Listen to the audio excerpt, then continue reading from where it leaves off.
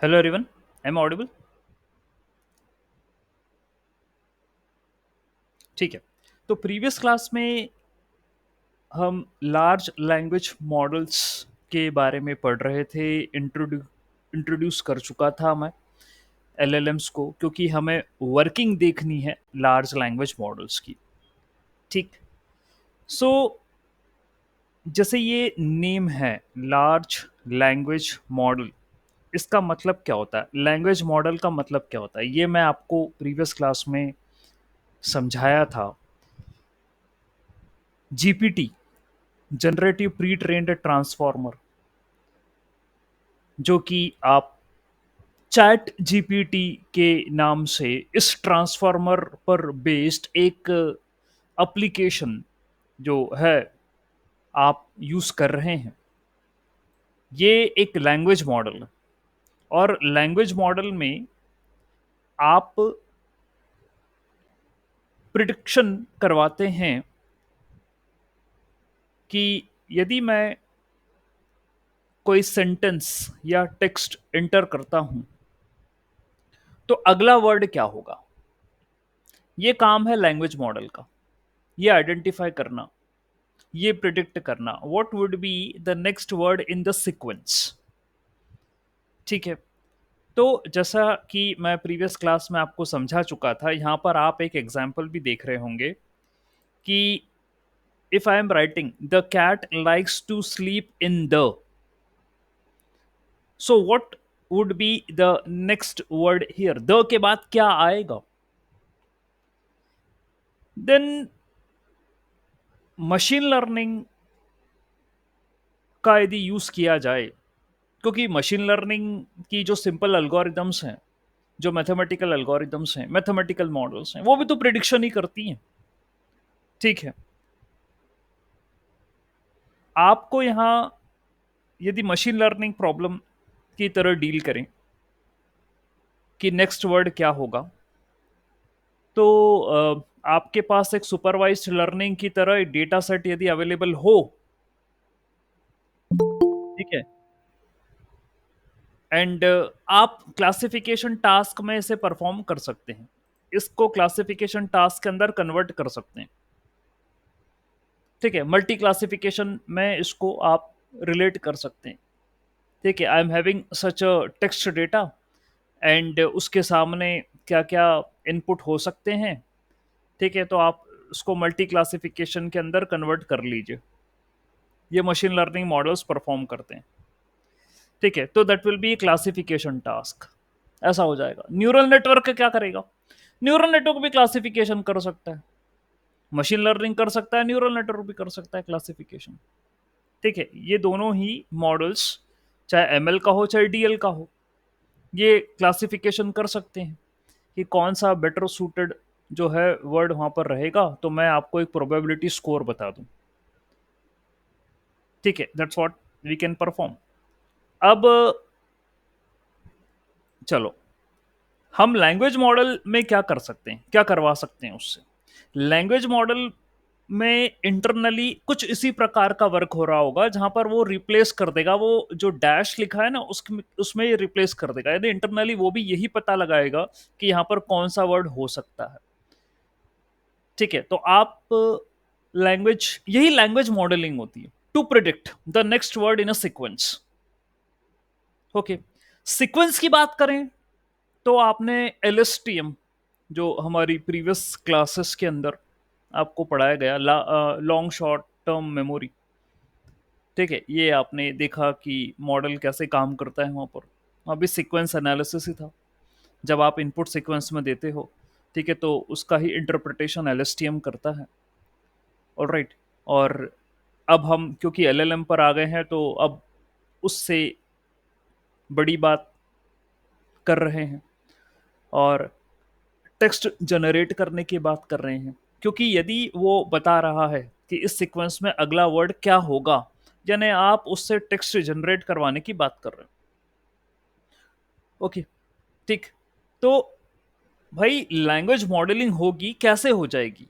मतलब उसमें ये इंटेलिजेंस आ कहां से जाएगा कि अगला वर्ड क्या हो? ऐसे तो मेरे पास थाउजेंड्स ऑफ वर्ड्स हैं, तो उन थाउजेंड्स ऑफ वर्ड्स में से उसको क्या समझ में आया कि ये वाला वर्ड होना चाहिए।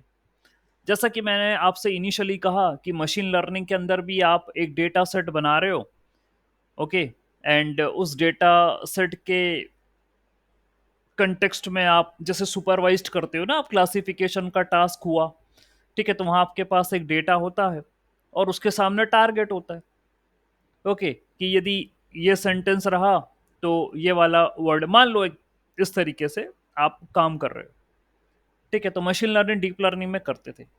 अब 50,000 वर्ड्स के लिए हर एक सेंटेंस के लिए क्या ऐसा करोगे? तो एमएल तो फेल हुआ, सिंपल मैथमेटिकल मॉडल फेल हो गया, न्यूरल नेटवर्क का इस्तेमाल करना पड़ेगा। लेकिन न्यूरल नेटवर्क में भी सिर्फ उतनी बात नहीं रहेगी, there would be some more layers जिसमें कोई ना कोई मैकेनिज्म परफॉर्म हो रहा होगा, और उस मैकेनिज्म को परफॉर्म होने के बाद ये रीजनिंग प्रोबेबिलिटी लगने के बाद आपको कौन सा वर्ड बेटर सूटेड है वो जो है प्रिडिक्शन में आएगा। उसमें भी पहले आपको ये जो सामने दिख रहा है ना, मैसिव मैसिव ट्रेनिंग डेटा, ये मैसिव ट्रेनिंग डेटा आपका ये डेटा होगा जिससे आप मॉडल को ट्रेन करोगे। Okay, fine, that's what you have to do. और कई सेंटेंसेस होंगे इसके अंदर, ओके। और जैसे यहां लिखा ना, द कैट के बाद लाइक्स, फिर लाइक्स के बाद टू, टू के बाद स्लीप, स्लीप के बाद इन के बाद द, मतलब ऐसे कई सेंटेंसेस होंगे, कई सेंटेंसेस होंगे, ह्यूज अमाउंट ऑफ डेटा होगा। तो मेरा मॉडल ये समझ रहा होगा कि इस वर्ड के बाद अगले वर्ड की आने की प्रोबेबिलिटी क्या होती है, वो ये समझ रहा है। लैंग्वेज मॉडल को यही समझाना है कि एक वर्ड के बाद दूसरे वर्ड की आने की प्रोबेबिलिटी क्या होती है। तो जितने भी मैकेनिज्म आपने पढ़े, जितने भी आर्किटेक्चर आपने पढ़े, उनमें जो भी कंपोनेंट आए वो यही काम कर रहे हैं, उसको समझा रहे हैं कि अगला वर्ड क्या होगा।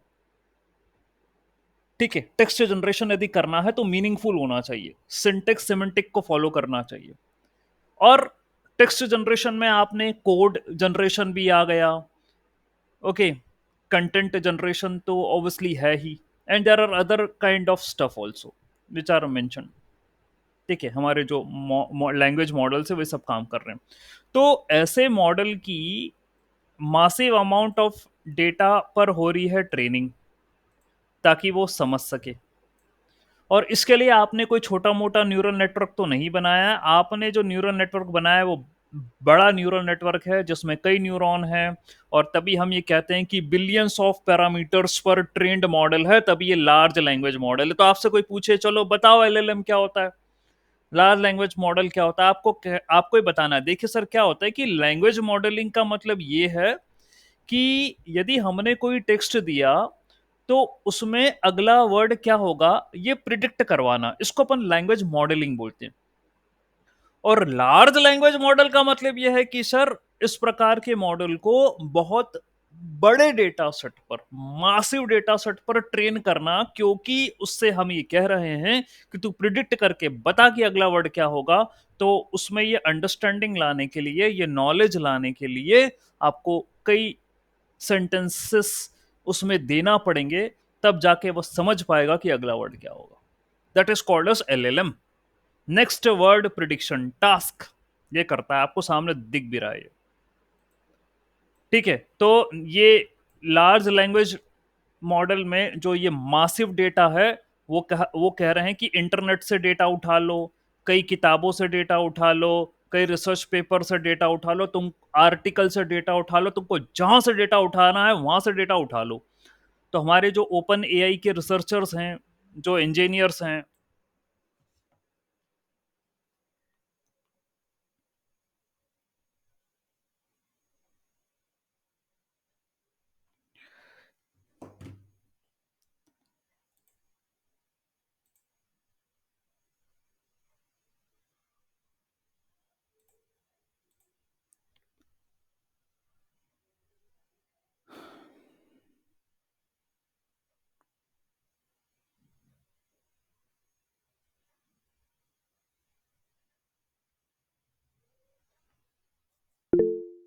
Am audible?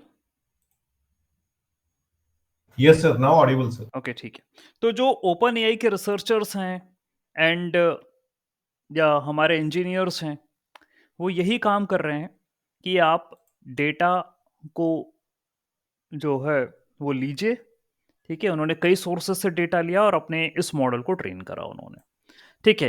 एंड यहाँ कहा गया कि हमें लेबल करने की ज़रूरत नहीं है डेटा को, ठीक है? यहाँ पर लेबल करने की ज़रूरत नहीं है। आप एक सेंटेंस दोगे ना, उस सेंटेंस को इंटरप्रेट करेगा मेरा मॉडल, उसी को समझने की कोशिश करेगा। Because the next word itself is a label, ठीक है? आपको खुद स्वयं लेबल करने की ज़रूरत नहीं है कि हम जैसे मशीन लर्निंग में और हम क्लासिफिकेशन कर रहे हैं, ठीक है? तो हम लेबल्ड डेटा दे रहे हैं या रिग्रेशन करते थे तो लेबल्ड डे ना, यहाँ नहीं है, ज़रूरत ही नहीं है। ठीक है, यहाँ तो आप मान के चलो वो सेल्फ सुपरवाइज्ड लर्निंग हो रही है। उसको नेक्स्ट वर्ड क्या प्रिडिक्ट करना है, वो आपने जो मासिव डेटा दिया ना, जो उसमें बहुत सारे सेंटेंसेस दिए ना, वो वहीं से समझ रहा है, सीख रहा है, वहीं से वो मीनिंग जो है सिंटेक्स और सेमेंटिक्स को कैप्चर कर रहा है। यही करवानी है वो। सिंटेक्स सेमेंटिक्स कैप्चर करवानी है, वर्ड्स की अंडरस्टैंडिंग बनानी है, तब जाके वो प्रिडिक्शन देगा। ठीक है, सो जैसे आप अब देखें, the image above shows how this is done. ठीक है, ये काम कैसे होता है, इस इमेज के अंदर ये दर्शाया गया है। ठीक है, so just a single sequence can be turned into multiple sequences for training. Okay, and we have lots of such sequences. तो एक सीक्वेंस नहीं है, जैसे आप ये देखिए ना, एक सेंटेंस जिसमें हम ये कह रहे हैं कि द के बाद कैट आएगा, कैट के बाद लाइक्स आएगा, लाइक्स के बाद टू आएगा, टू के बाद स्लीप आएगा, स्लीप के बाद इन आएगा, इन के बाद द आएगा। ठीक है, तो सिर्फ एक नहीं, कई सीक्वेंसेस जो हैं वो बनाए जा सकते हैं। ठीक है, तो इसी बात की हमें ट्रेनिंग करवानी है। ठीक, there are lot of such sequences which are available and we can do this for many short and the long sequences. तो सीक्वेंस का इंटरप्रिटेशन करना ही जो है वो यहाँ पर आपके लिए जरूरी है। Yes Sohail, ask the question. Sir मेरे इसमें दो क्वेश्चन हैं। एक क्वेश्चन ये है कि जैसे आपने लैंग्वेज मॉडल की डेफिनेशन बोली कि उसमें जैसे मुझे नेक्स्ट वर्ड प्रिडिक्ट करने हैं, राइट? हम्म तो बट हमारे और भी जैसे एप्लीकेशन है, जैसे machine learning, language to language translation और हम्म टेक्स्ट समराइजेशन, तो ये सब भी हम हाँ लैंग्वेज मॉडल में बिल्कुल ही करते हैं, कंसीडर हाँ करते हैं। ये भी लैंग्वेज मॉडल के अंदर ही करते हैं। ठीक है, जैसे आपने कहा ट्रांसलेशन कर लेना, अब ये यहाँ पर आ भी गया, जैसे फॉर एग्जांपल जर्मन या इंग्लिश में या कई लैंग्वेजेस पर वो ट्रेंड है। ठीक है, तो हमने क्या बोला, यहाँ सुपरवाइज्ड नहीं है। ओके, जो ट्रेनिंग हुई वो सुपरवाइज्ड नहीं है। आपने ट्रेनिंग में ट्रांसलेशन भी दिया है। ठीक है, ट्रेनिंग में आपने ये भी कहा है कि ये वर्ड का जर्मन में ये होता है, स्पेनिश में ये होता है, फ्रेंच में ये होता है। मासिव डेटा की जब बात आ गई, तो मासिव डेटा में, मासिव सेंटेंसेस में, मासिव सीक्वेंसेस में, मासिव टेक्स्ट में उसने ये सारी चीजों को कंसिडर कर लिया। उसने कोड भी तो कंसिडर कर रहे हैं। आपने फाइन ट्यूनिंग फिर होती है ना, आगे आगे फाइन ट्यूनिंग भी होती है ना, कि किस तरीके से रिप्लाई करना है मुझे। ठीक है, आपने अनस्ट्रक्चर्ड डेटा ले लिया, इधर उधर से सब कुछ उठा लिया और पूरा के पूरा मॉडल के अंदर भर दिया। आपने, आप ये कह रहे हो ना कि सर वो लैंग्वेज ट्रांसलेशन भी हो रहा है, कोड भी तो बना के दे रहा है, वो कंटेंट भी बना के दे रहा है। ठीक है, और कई प्रकार के जो आपके टेक्स्ट से रिलेटेड काम है वो करके दे रहा है। ठीक है, so what we are doing here is to train a neural network, जैसे हम लार्ज लैंग्वेज मॉडल कह रहे हैं, to predict the next word. उसका मेन गोल तो यही है, प्रिडिक्शन। वो ट्रांसलेट भी करेगा ना, तो वो आपको ट्रांसलेटेड वर्ड ही बना के दे रहा होगा, next to next to next वो बना के दे रहा होगा। कोड भी यदि बनाएगा तो भी वो नेक्स्ट सीक्वेंस में क्या लिखा होना चाहिए वो बना के देगा। तो अल्टीमेट गोल यही है, प्रिडिक्ट करना कि नेक्स्ट आएगा कैसे, क्या आएगा, नेक्स्ट क्या आएगा। मुझसे कोड बना के दोगे, बनवाने के लिए बात करोगे, तो मेरे को यही करना पड़ेगा कि उस कोड में अगला जो है सीक्वेंस में क्या आएगा। ठीक है, what text I am going to show there, okay, in the code. ठीक है, लैंग्वेज ट्रांसलेशन करना है तो वहां पर भी यही कि अगला टेक्स्ट क्या आने वाला है। ठीक है, तो लैंग्वेज मॉडल की बेसिक डेफिनेशन ही यही है कि प्रिडिक्ट करो कि नेक्स्ट क्या आएगा। अब वो आपने अनस्ट्रक्चर्ड डेटा बहुत सारा इंटरनेट से, रिसर्च पेपर से, कई और कंटेंट, कई सोर्सेस से निकाल लिया, वो पूरा के पूरा उठा के मॉडल को दे दिया, मॉडल उससे ट्रेन हो गया, उसके बाद आपने करिए फाइन ट्यूनिंग उसकी, ताकि वो कोड बनाने को बोलो तो कोड कैसे बनाना है उसको सिखाओ, कम्युनिकेशन चैटबॉट बनाना है तो कम्युनिकेट कैसे कर रहे हैं ये सिखाओ, क्योंकि उसके पास तो बहुत बड़ा डेटाबेस हो गया अब, उसके पास तो शब्दों का भंडार लग गया, उसके पास तो जर्मन लैंग्वेज भी है, इंग्लिश लैंग्वेज भी है, हिंदी लैंग्वेज भी है, फ्रेंच लैंग्वेज भी है, उसके पास तो बहुत सारी लैंग्वेजेस हैं, कलेक्शन हो गया उसके पास। और आपने उसमें सीक्वेंस में, ठीक है, सीक्वेंस में जो है कई किताबें, इंटरनेट के कई रिसोर्सेस सब दे दिए उसे, ठीक है। अब उस सीक्वेंस में से उसे छाट कर जवाब कैसे देना है वो फाइन ट्यूनिंग है। तो आपका जो प्रश्न आया कि सर हम ट्रांसलेशन करते हैं, करो, वो भी तो करके देगा ना, करके देगा, आपको डिस्प्ले करवाएगा, तो डिस्प्ले जो वो करवाएगा तो वही तो next to next to next to words क्या होंगे ट्रांसलेट होने के बाद, यही तो एक प्रिडिक्शन है। कोड बनाने को देने को बोलो तो कोड बना के देगा, तो नेक्स्ट टू नेक्स्ट क्या आपके जो है कोड बनाने में जो हमारे एलिमेंट्स यूज हो रहे हैं वो भी तो, ठीक है, प्रेडिक्ट करके तो बता रहा है वो, ठीक है, कि क्या होना चाहिए।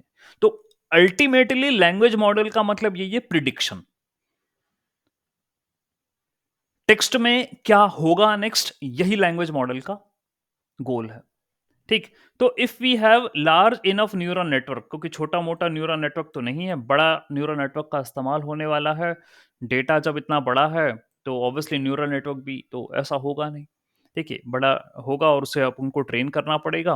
सो we are going to have the multiple words that can follow the sequence, okay, ये हमें काम करना है, and we have to select the good one, ठीक है, तो गुड वन सिलेक्ट करवाना है आपको, क्योंकि यही खेल है। तो जैसे नेचुरल लैंग्वेज जनरेशन, आपने जो क्वेश्चन भी करा था कि सर जो है जनरेशन है, ट्रांसलेशन है, तो क्या होगा, तो after training we can generate text by predicting one word at a time. Training करवा लो, उसके बाद उससे बोलो कि कौन सा वर्ड आएगा मुझे बता दे तू, ठीक है। So that's what we can do. जैसे कहा ना, a trained language model can, अगला वर्ड क्या आएगा, जनरेट, तो वो प्रोबेबिलिटी निकाल रहा है कि जनरेट की प्रोबेबिलिटी कितनी है, 0.072, ठीक है। कोहेरेंट, फिर जनरेट कोहेरेंट, उसकी प्रोबेबिलिटी कितनी, 0.085। तो जिसकी हाईएस्ट प्रोबेबिलिटी है वो उनको सिलेक्ट करते चले जाएगा और उन वर्ड्स को पुट अप करते चले जाएगा, यही काम है। So we can perform natural language generation by predicting one word at a time, एक समय पर एक शब्द को प्रिडिक्ट किया जाएगा और ऐसे प्रिडिक्शन करते करते क्या होगा, वो नेक्स्ट टू नेक्स्ट वर्ड्स बनाते चले जाएगा। Okay, so we can predict one word, we can feed the extended sequence back into the LLM and predict another word. तो आप फीड करते चले जाओ और अगले वर्ड पे वर्ड क्या आते चले जाएंगे, ये आप करते चले जाओ, तभी तो उसमें टोकन्स वाला मैटर है। आप ये जानते हैं कि कितने टोकन्स प्रोसेस हो सकते हैं एलएलएम के अंदर, उसकी भी लिमिट है, ठीक है, ये आपको पता है टोकन, और वो कितने टोकन बना सकता है इसकी भी लिमिट है, ठीक है, एक बार में कितने प्रोड्यूस कर सकता है, एक बार में कितने प्रोसेस कर सकता है, तो इसकी लिमिट्स है। ऑलराइट, ये अनलिमिटेड वाला मैटर नहीं है, ओके, तो वो ले रहा है उसके अनुसार। So in other words, using trained LLM we can not generate the text, not just a single word but collection of words, ठीक है, इसी को जनरेटिव एआई बोलते हैं, ठीक है, वो जनरेट कर रहा है, वो टेक्स्ट बना के दे रहा है आपको, एक एक word by word at a time, one at a time दे रहा है, तो that is called as generative AI, ठीक है। सो इसके बाद और क्या है आपके लिए important, now we don't necessarily always have to predict the most likely word, we can instead sample from, that means 5 most likely words at a given time, okay, we can get some creative creativity from the LLMs, ये भी हम कर सकते हैं, आपके ऊपर depend करता है, ठीक है, कि आप उससे प्रॉम्प्ट के हिसाब से कैसा क्या कंटेंट बनवाना है आप बनवा सकते हो, ठीक है। उसमें टेम्परेचर नाम का भी एक जो है पैरामीटर होता है, वो आप सेट कर सकते हो, वो क्रिएटिविटी डिफाइन करता है। एक टेम्परेचर होता है, एक शायद पी वैल्यू भी होता है, उसको एक बार कंफर्म करना पड़ेगा, पी वैल्यू और टी वैल्यू ऐसे करके कुछ होता है, ठीक है। एंड फिर क्योंकि हम प्रॉम्प्ट इंजीनियरिंग में बात करेंगे इन सब पैरामीटर्स की वहाँ पर, ठीक। तो टेम्परेचर हो गया, टोकन्स हो गया, ठीक है। तो उसके हिसाब से आप डिसाइड कर सकते हैं कि एलएलएम को कितना क्रिएटिव बनाना है, क्रिएटिव आउटपुट क्या हो सकता है। इट्स नॉट मैंडेटरी कि हमेशा एक ही जैसे शब्द आपको बना बना के देगा ना, ठीक है। आप उसमें चेंजेस जो है वो कर सकते हो, जैसा आपके प्रॉम्प्ट देगा वैसा आपका रिजल्ट आपको देखने को मिलेगा, ठीक है। तो ये रहा जनरेटिव प्री ट्रेन ट्रांसफॉर्मर, जो आप बोल रहे हो ना, GPT, generative pre train transformer, generative pre trained transformer, ठीक है। 3 शब्दों से मिलकर बना हुआ है ये जीपीटी। तो जनरेटिव का मतलब ये है, it was trained on language generation pretext, and we have discussed about this thing. अभी ऊपर ये करा अपन ने, that is about P and T, ठीक है। P and T, here T is the transformer, okay, and not the transformer movie, उस तरीके से तो नहीं है, ट्रांसफॉर्मर बड़ी फेमस मूवी सीरीज है, वो नहीं, but the one which we type of our neural network, neural architecture, ठीक है। तो जनरेटिव के बाद तो अभी अपन ने ऊपर करी कि मुझे वन वर्ड जनरेट करवाना है, इसी को अपन लैंग्वेज मॉडलिंग बोलते हैं, ठीक है। ये बात करी, पी और टी बच गया था, प्री ट्रेंड और ट्रांसफॉर्मर बच गया था। तो ट्रांसफॉर्मर में वो कह रहे हैं कि एक आर्किटेक्चर है, इसका यूज करेंगे अपन, ठीक है। सो अब यहां पर ही अपना खास अब जो है डिस्कशन के लिए बात बनती है कि प्री ट्रेनिंग कह रहे हो आप, okay. Pre training, pre training क्या होती है, what does it mean pre training? Now we discuss P, which stands for pre-training. We discuss next why we suddenly start speaking about pre-training and just not the training any longer. The reason for the language models like ChatGPT are actually trained in phases. Training phase में होती है, मतलब एक random training नहीं हो रही है, direct training नहीं हो रही है, ट्रेनिंग फेजेस में होती है, ठीक है। और ट्रेनिंग के जो फेजेस हैं, जैसे यहां पर हम बात करेंगे GPT-3 और GPT-4 की, ठीक है। तो पहला आपसे कहा गया है प्री ट्रेनिंग, दूसरा आपसे कहा गया है इंस्ट्रक्शन फाइन ट्यूनिंग, तीसरा आपसे कहा है रेइंफोर्समेंट, ठीक है। तो वही मैं आपको बता रहा हूं कि पहला जो आप ऊपर मैंने क्लियर भी कर दी थी बात कि आपने large amount of data, massive data से अपने मॉडल को ट्रेन कर लिया, करके रख लिया। तो वो पूरा अनस्ट्रक्चर्ड था, आपने इधर उधर से डेटा बहुत सारा निकाल के उसको दे दिया और उसकी बोल दिया कि तू बस अपनी मेमोरी में तू ये इतनी चीजें रख ले, ये रख ले भाई, तू इतनी अपनी मेमोरी में। फिर अब जो तूने सीखा है ना, उसको मैं फाइन ट्यून, ठीक है, फाइन ट्यून करूंगा, यानी इंस्ट्रक्शन बेस्ड मैं दूंगा तुझे, कुछ सवाल जवाब करूंगा और मैं चाहूंगा कि तू उनके करस्पॉन्डिंग मेरे को आंसर निकाल के दे, और वो एक कन्वर्जेशनल होना चाहिए। It should be like a conversation. Fine tuning के अंदर अपन यही काम कर रहे हैं, ठीक है। Teaching the model to respond according to the instructions, that is called as a fine tuning, ठीक है। तो प्री ट्रेनिंग में क्या करा अपन ने, मासिव अमाउंट ऑफ डेटा दे दिया, ठीक है। What is the problem with that, we get a model that can babble on about anything, यही करा था, है ना। ये बात मैंने आपको समझाई, ठीक है। प्री ट्रेनिंग का मतलब यही था कि उसको उठा के जो मिल रहा है वो सब दे दो, उसके बाद फिर फाइन ट्यून करो, ठीक है, ताकि वो जवाब देने की स्थिति में हो, जैसे ह्यूमन कम्युनिकेशन करते हैं वैसा वो कम्युनिकेट करें। और फिर वो जो रिप्लाई कर रहा है, जो रिस्पॉन्स आ रहा है, उसमें अपन, क्योंकि वो सही दे रहा है या गलत दे रहा है, क्या है, उसको फीडबैक दो, ठीक है। और रीइंफोर्समेंट लर्निंग हो गई है, यदि अपन ह्यूमन से ही फीडबैक मांग रहे हैं तो that is called S RLHF। इसका full form reinforcement learning human feedback होता है, कई बार इसको शॉर्ट फॉर्म से बोलते हैं RLHF, ह्यूमन फीडबैक, ठीक है। और चैट जीपीटी या अपने दूसरे जो LLM है वो फीडबैक मांगते हैं, वो क्या करते हैं मैंने पहले भी समझाया है, they do okay, they do create multiple responses और फिर आपसे बोलते हैं कि बताइए इसमें से कौन सा वाला रिस्पॉन्स अच्छा रिस्पॉन्स है, ठीक है। तो समय समय पर आपसे फीडबैक लिया जा रहा है, ठीक है, ऑल राइट। तो 3 फेजेस के बारे में यहां पर बात कही है आपसे ट्रेनिंग की। पहला उसने कहा प्री ट्रेनिंग, दूसरा आपने कहा आपसे कहा इंस्ट्रक्शन फाइन ट्यूनिंग, और तीसरा आपसे कहा ह्यूमन फीडबैक। ठीक है। तो भाई जैसे अब आप लोग इंटरव्यू फेस कर रहे हैं, करेंगे एलएलएम्स के बारे में, ठीक है। तो अब मैं अपनी स्क्रीन शेयर कर रहा हूं कंप्लीट, और ध्यान से सुनिएगा, समझिएगा कि क्या चल रहा है हिसाब किताब, ठीक है। एवरीथिंग बेसिक्स आपको पता होना चाहिए एलएलएम के बारे में, ठीक है, so that you can guide other people also and you can answer the queries asked by them, okay, whether you are being an industry or whether you are being an academic person. तो यहां कहा गया L L M, large language model, आपको समझाना है किसी को, आप कहोगे देखिए एल एल एम 3 वर्ड्स से मिलकर बना हुआ है। एल एल एम आता है क्योंकि जनरेटिव एआई डीप लर्निंग के अंदर आता है। ये मेरा पूरा जो है एक सेट बन रहा है जो कि एआई का है, ये पूरा एआई का डोमेन है। एआई के अंदर I do have machine learning, ठीक है। In machine learning, I do have deep learning. Okay, so let me share the entire screen now. Okay, fine. तो देखिए, तो मशीन लर्निंग के अंदर मेरे पास है डीप लर्निंग, और डीप लर्निंग के अंदर मेरे पास है जनरेटिव एआई, ठीक है, जेन एआई, और जेन एआई का पार्ट है एलएलएम, ठीक है। तो एलएलएम यहां पर है, ओके। इतना सिंपल वे में समझाना है। फिर आपसे कहा गया लैंग्वेज मॉडल है ये, लार्ज लैंग्वेज मॉडल। फिर क्वेश्चन आपसे बनेगा कि लैंग्वेज मॉडल क्या होता है। A language model is a model which can interpret language.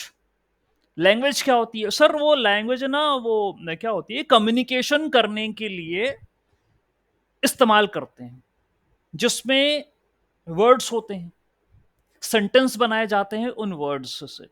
यानी लैंग्वेज जो होती है it's a sequence of words, जिसे हम कहते हैं, इसको टेक्स्ट भी कह सकते हैं, तो उसका सीक्वेंस होता है। भाषा, भाषा कम्युनिकेट करने के लिए इस्तेमाल करी जाती है, ठीक है। तो मेरे को मशीन से कम्युनिकेट करना है, तो सर मुझे लैंग्वेज मॉडलिंग करना पड़ेगी।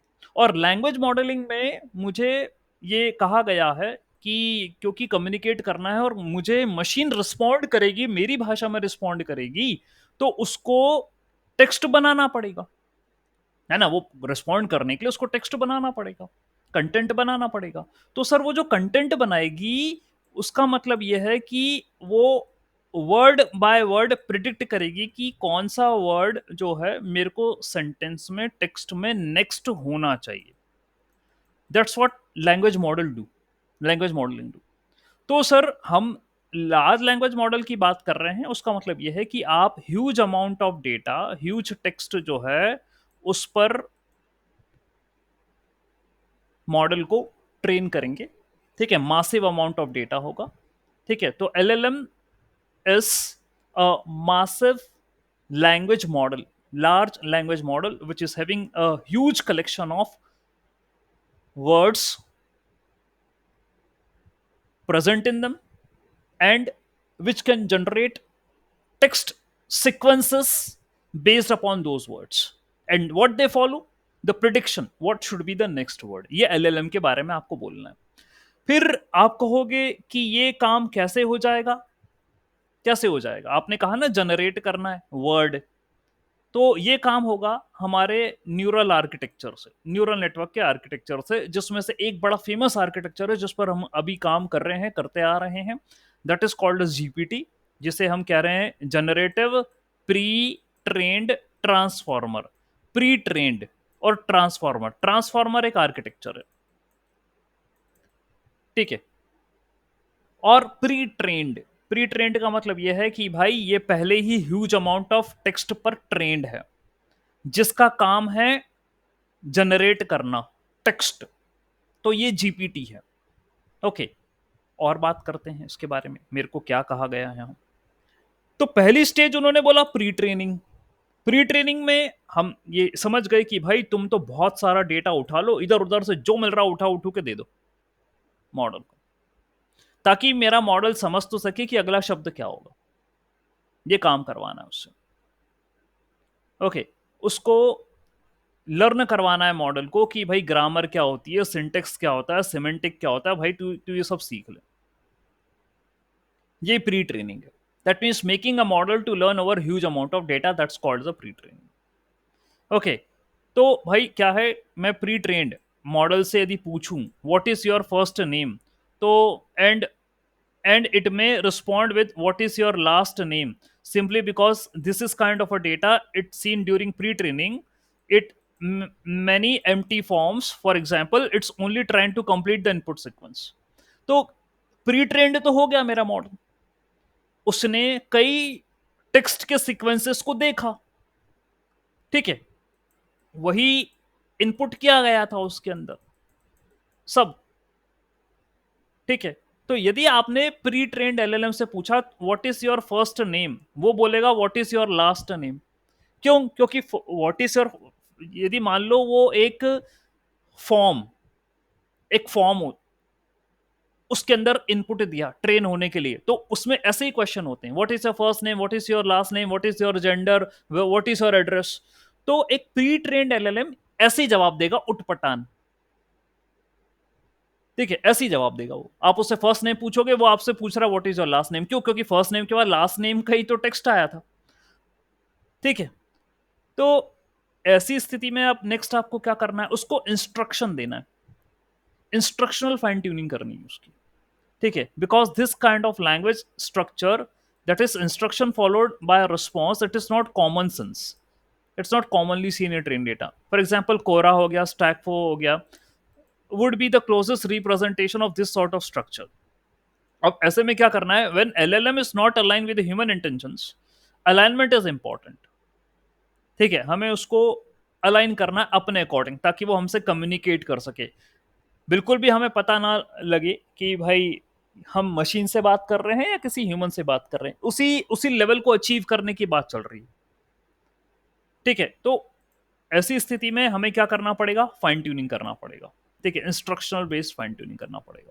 कि यदि हम पूछें कि what is your first name, तो वो फर्स्ट नेम बताए, my first name is this, ठीक है। तो teaching the model to respond to the instructions, जो सवाल पूछा गया है, जो प्रॉम्प्ट दिया गया है, उसके अकॉर्डिंग वो जवाब बनाए। तो इसके ऊपर उसको लेकर भी तो प्रॉम्प्ट इंजीनियरिंग हो गई, प्रॉम्प्टिंग जिसे हम कहते हैं, वो इसी को लेकर तो हो गई,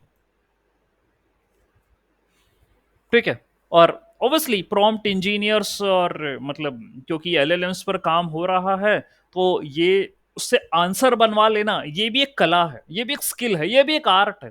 क्योंकि भाई हमें एलएलएम से क्या चाहिए, वैसा प्रॉम्प्ट कैसे लिख के दे उसे, ताकि वो हमें रिस्पेक्टिव आंसर बना के दे दे। वरना तुम परेशान होते रहोगे, आप बोलोगे यार ये क्या है, ये तो मेरे हिसाब का आंसर ही नहीं दे रहा। तो प्रॉम्प्ट इंजीनियरिंग भी अपन पढ़ने वाले, कितने टाइप की प्रॉम्प्टिंग होती है, 1 शॉट, 2 शॉट, 0 शॉट, ठीक है, ठीक है, वो सब अपन पढ़ेंगे, प्रॉम्प्टिंग भी। ऑलराइट, ठीक, तो ये हो गया, इंस्ट्रक्शन फाइन ट्यूनिंग हो गई। और फिर उसके बाद आपसे कहा गया कि भाई तुम तो फीडबैक दो, instruction fine tuning and the reinforcement learning, ठीक है। तो we take the pre trained LLM current abilities to do essential what we did before, learn to predict one word at a time, वो तो करवाना ही है उससे, ठीक है। एंड देन मॉडल तो टेक्स्ट कंप्लीटर है, ठीक है, it learns to become assistant, मतलब उसे इंस्ट्रक्शन देकर अपना असिस्टेंट बनाना है, जाकि वो ऐसा सीखे, ऐसा बोले, ऐसा रिस्पॉन्ड करे कि भाई जो मेरे को समझ में आए, मेरे को जो सवाल उससे पूछा गया वैसा रिप्लाई दे वो, ठीक है। So we are going to take high quality instructions response pair, मतलब सवाल जवाब का अब एक डेटा अलग से बनाओ, ठीक है, high quality instruction response pair, ये लेकर चलो आप उसको। तो आपने पूरा डेटा भर दिया, ठूस दिया उसमें, अब फाइन ट्यूनिंग में उसको क्या करो, ऐसा डेटा लो इंस्ट्रक्शन और रिस्पॉन्स वाला, कि यदि तेरे से ऐसा सवाल पूछे तो ऐसा जवाब देने का, ठीक है, high quality instruction response pair लेकर चलो, उसको कहते हैं fine tuning. Okay, so this is very different from the inexpensive self supervise labels, ठीक है। So this is very expensive, क्या लिखा है, this is much more expensive to create as this is typically source from the humans. So this is very different from inexpensive self-supervised labors we use in pre-training. This is why the stage is called a supervised instruction fine tuning. ठीक है, तो आपको अपना data लेना है, उससे model को fine tune करना है, जिसमें इंस्ट्रक्शन और आंसर दोनों लिखे हैं कि जब ऐसा सवाल पूछे तो आपको इस तरीके से रिप्लाई करना है. ठीक है, that is called as a fine tuning of a large language model. Okay, yes Sohail, ask the question. Sir जैसे हम ये इंस्ट्रक्शन फाइन ट्यूनिंग की बात कर रहे हैं, हाँ. ये मुझे काफी हद तक प्रॉम्प्ट इंजीनियरिंग जैसा सिमिलर लग रहा है. हाँ हाँ. कि हम प्रॉम्प्ट पे भी मतलब ऐसे मैं आपको अपने एग्जांपल देता हूँ और उस हिसाब से फ्यू शॉर्ट प्रॉम्प्टिंग करके मैं देता हूँ examples. देखिए, तो ये वही प्रोसेस है, ये वैसे ही, देखिए ये वो ही प्रोसेस है, क्योंकि प्रॉम्प्टिंग तो खैर जब अपन इंटरेक्शन करते हैं, एप्लीकेशन ये पूरी तैयार हो गई, आपके सामने डिस्पैच हो गई है, आप उसका अब यूज कर रहे हो, तो अपन उसको प्रॉम्प्टिंग नाम दे देते हैं. ठीक है, इंस्ट्रक्शन बेस्ड भी वही चीज है. ठीक है, क्योंकि इंस्ट्रक्शन में आपको क्वेश्चन दिया गया और उसका आंसर दिया गया. ठीक है, that is kind of a supervised learning. Okay, उसके पास ऑलरेडी डेटा था, अब उसको समझ डालनी थी कि रिस्पॉन्स कैसे करना है. ठीक है, तो फिर मेरा मॉडल उन इंस्ट्रक्शंस और रिस्पॉन्सेस को देखकर समझेगा कि भाई अच्छा, हाँ इस तरीके से जो है मुझे जवाब देना है. ठीक है, तो मुझसे यदि कोड बनाने के लिए पूछा गया तो मेरे को कोड बनाना है, मुझसे लैंग्वेज ट्रांसलेशन करने के लिए बोला गया तो मेरे को लैंग्वेज ट्रांसलेशन करना है, मुझे कंटेंट जनरेट करने के लिए बोला गया तो कंटेंट जनरेट करके देना है. तो ये काम मेरे को करना है. ठीक है, तो जैसा आपने कहा कि सर ये प्रॉम्प्टिंग की तरह ही है, यस प्रॉम्प्टिंग की तरह ही है ये.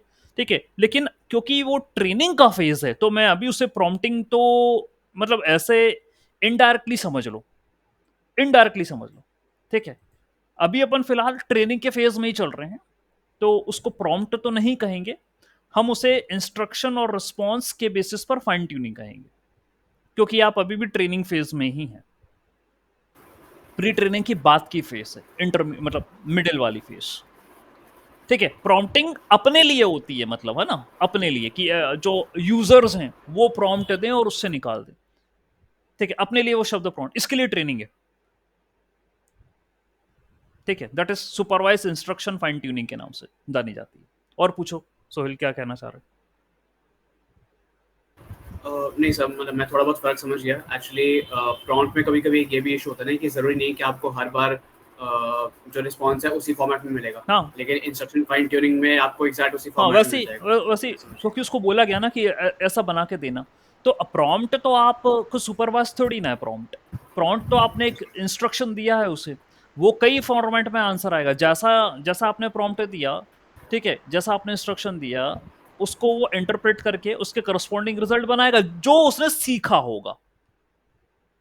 ठीक है, जो उसने सीखा होगा इंस्ट्रक्शन फाइन ट्यूनिंग में, सुपरवाइज इंस्ट्रक्शन फाइन ट्यूनिंग में जो उसने सीखा होगा उसके करस्पॉन्डिंग वो क्या करेगा, आपको रिजल्ट बना के देगा.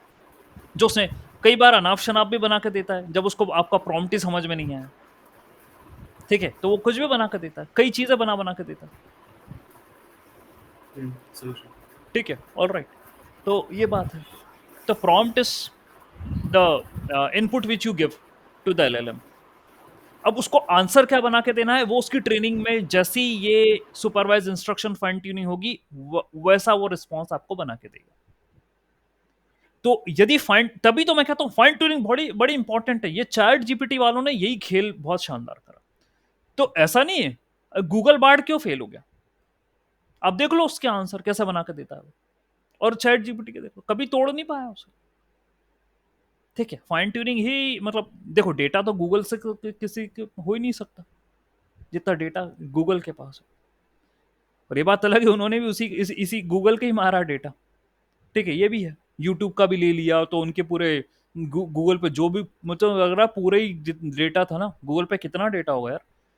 ठीक है, टेराबाइट्स या कितने गीगाबाइट्स और पता नहीं कितना होगा, वो सब पूरा उठा लिया, बुकों की बुकें उठा ली, और ऑब्वियसली बुक्स को ई बुक्स में कन्वर्ट कर लिया होगा या ई बुक्स होंगी. ठीक है, सब पूरा उठा, को कहां से क्या ले लिया उन्होंने. तो दैट यहां पर मॉडल को ट्रेन करने के लिए क्या चाहिए, रिसोर्सेस चाहिए. तो रिसोर्सेस ले लिया अपन ने, जीपीयूज ले लिए. डेटा और फाइन ट्यूनिंग बड़ी इंपॉर्टेंट थी. They know what is generative. वो ट्रांसफार्मर का आर्किटेक्चर जो था वो पता था उन्हें, है ना, ये तो पता था। ट्रांसफार्मर कोई नया तो नहीं था। ये ट्रांसफार्मर जो है आपका कौन से ईयर से, 18, 19, 16, 17, मुझे लग रहा है ये लोग और मतलब पहले से चल रहे हैं। जीपी ट्रांसफार्मर का आर्किटेक्चर आ गया था, तो इनको ये पता था कि ये जनरेट करने वाला आर्किटेक्चर है। तो अब मुझे जनरेट करवाना है, तो इन्होंने 5-6 साल इंटरनली काम करा, चुपचाप से डेटा निकालते गए। ये पता किसी को थोड़ी ना पता चलने दिया कि क्या रिसर्च कर रहे हैं, ये नहीं पता चलने दिया, ठीक है। और ऑब्वियसली इन्होंने छोटे पहले डेटा पर सक्सेस पाई होगी, फिर धीरे धीरे करके इन्होंने अब इतना डेटा निकाल लिया, और उसके बाद फिर उन्होंने मॉडल को ट्रेन कर दिया, रिसोर्सेज हायर करे, और इनको जो सक्सेस मिल गई कि इस तरीके से चैट जीपीटी 3.5 का इन्होंने फ्री वर्जन लॉन्च कर 4 कर दिया। और आज की न्यूज तो ये, जो जीपीटी 5 होगा उसमें पीएचडी लेवल की इंटेलिजेंस होगी,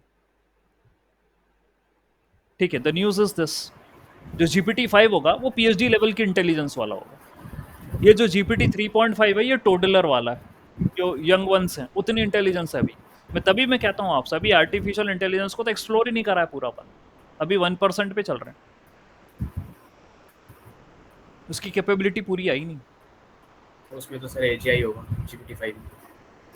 ओके, और आप अब अच्छा, मैं अपनी क्लास में ये और डिस्कस कर रहा था। अब ये समझना पड़ेगा, देखिए इंटेलिजेंस की बात कर रहे हो ना, ओके। तो अब ये बताइए, ह्यूमन इंटेलिजेंस और आप आर्टिफिशियल इंटेलिजेंस की बात कर रहे हो, ठीक है। हमारे, अब मैं और थोड़ी सी रिसर्च कर रहा था, हमारे ब्रेन में जहां तक मैंने पढ़ा 86 टू 100, है ना, ऐसे एक रफ फिगर मान लो, इतने बिलियंस ऑफ न्यूरॉन्स है ना। अब आपने थोड़ा ये सोचा कि आर्टिफिशियल इंटेलिजेंस में हम भी 2 बिलियन, 8 बिलियन, ठीक है, या जो भी है, इतने बिलियंस ऑफ न्यूरॉन्स पर मॉडल को ट्रेन कर देते हैं, तो भाई वो कैसे खटाखट आंसर बना के देता है। और हमारे पास भी तो है इतने, क्या हम इतने जल्दी, जो मेरा मॉडल आंसर बना के देता है, क्या हम उतने जल्दी आंसर बना के दे पाते हैं? तो क्या, मेरा एक सवाल है, हमारे पास इतने बिलियंस ऑफ न्यूरॉन हैं, तो क्या सबकी ट्रेनिंग हो रही है? ऑल न्यूरॉन्स आर ट्रेन्ड और नॉट? यहां तो हो रही है सबकी एआई में।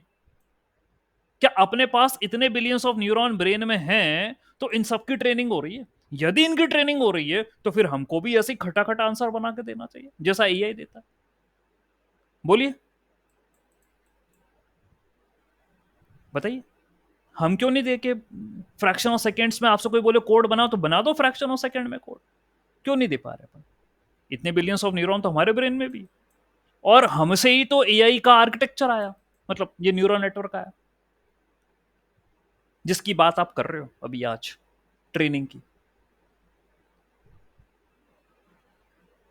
ठीक है।